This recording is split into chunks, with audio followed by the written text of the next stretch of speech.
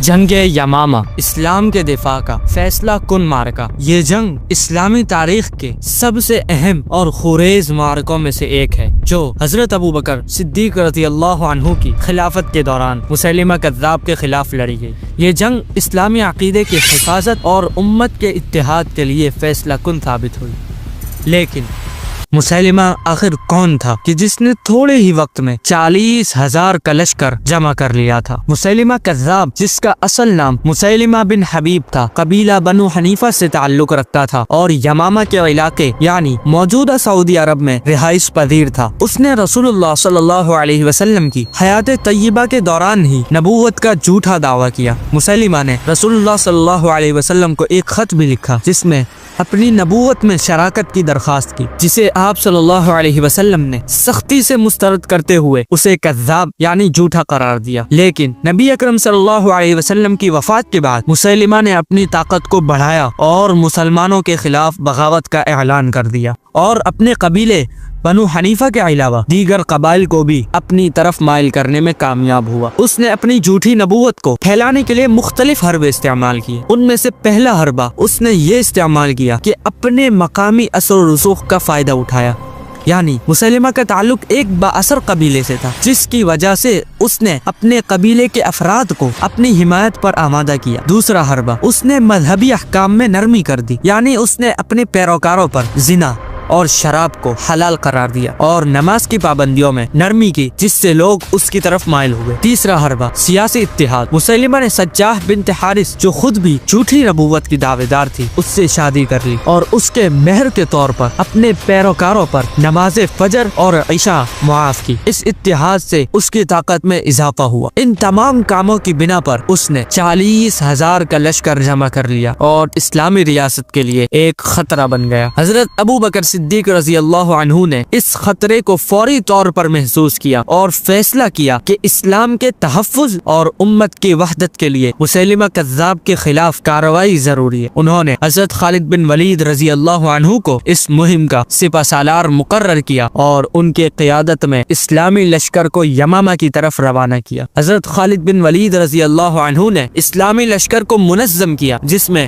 مہاجرین اور انصار کے بہترین جنگجو شامل تھے۔ یہ لشکر مکمل طور پر تیار تھا اور ان کے دلوں میں ایمان کی طاقت تھی۔ میدان جنگ یمامہ کا مقام ایک زرخیز خطہ تھا، جہاں مسیلمہ کا قلعہ مضبوطی سے قائم تھا۔ مسیلمہ کے پاس 40,000 کے قریب جنگجو تھے، جبکہ مسلمانوں کی تعداد تقریباً 12,000 تھی۔ بحوالہ تاریخ طبریہ جنگ کا آغاز سخت اور خونریز تھا۔ مسیلمہ کے لشکر نے اپنی تعداد اور مقامی فائدے کا بھرپور استعمال کیا اور ابتدائی طور پر مسلمانوں کو پیچھے دھکیل دیا۔ جب مسلمانوں کو مسیلمہ کذاب کے لشکر کی تعداد اور دفاعی حکمت عملی کی وجہ سے ابتدائی مشکلات کا سامنا کرنا پڑا، اس وقت حضرت خالد بن ولید رضی اللہ عنہ نے اپنی جنگی حکمت عملی، قائدانہ صلاحیت اور مسلمانوں کے حوصلے کو بلند کر کے جنگ کا رخ بدل دیا۔ حضرت خالد بن ولید رضی اللہ عنہ نے حالات کا بغور جائزہ لیا اور میدان جنگ میں موجودہ مسلمانوں کو دوبارہ منظم کرنے کا فیصلہ کیا۔ انہوں نے اپنے دستے کو چھوٹے حصوں میں تقسیم کیا اور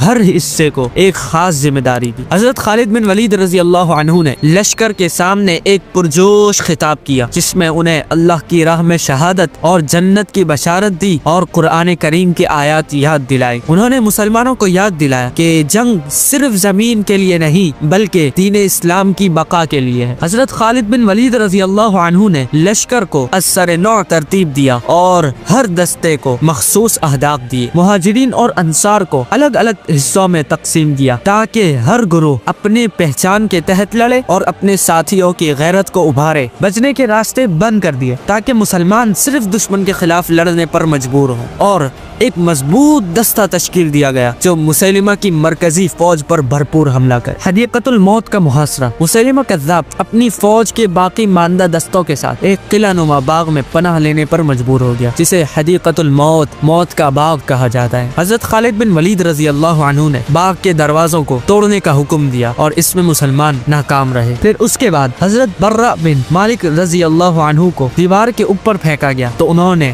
اندر سے دروازہ کھولا اور مسلمانوں کا لشکر باغ میں داخل ہو گیا۔ مسلمانوں نے ایک پرجوش حملہ کیا اور باغ کے اندر گھس گئے۔ وہاں مسیلمہ کذاب کے جنگجوؤں نے شدید مزاحمت کی، لیکن مسلمان اپنی قربانی اور شجاعت سے دشمن کو شکست دینے میں کامیاب ہو گئے۔ فیصلہ کن لمحہ وہ تھا جب مسیلمہ کذاب کو باغ کے اندر حضرت وحشی بن حرب رضی اللہ عنہ نے اپنے نیزے سے قتل کیا۔ یہ وہی حضرت وحشی بن حرب تھے جنہوں نے جاہلیت کے زمانے میں حضرت حمزہ رضی اللہ تعالی عنہ کو شہید کیا تھا، لیکن اسلام قبول کرنے کے بعد انہوں نے اپنی زندگی اسلام کی خدمت کے لیے وقف کر دی۔ حضرت وحشی بن حرب رضی اللہ عنہ کے وار کے ساتھ ہی مسیلمہ کذاب کی موت ہوئی اور یوں جنگ کا اختتام ہوا۔ مسیلمہ کذاب کے قتل کے بعد اس کے لشکر کے حوصلے پست ہو گئے اور انہوں نے ہتھیار ڈال دیے۔ یمامہ کا علاقہ دوبارہ اسلامی ریاست کے کنٹرول میں آ گیا اور پورے مدینہ کو حضرت ابو بکر صدیق رضی اللہ عنہ کو ایک خلیفہ مانا اور یہاں پر فتنہ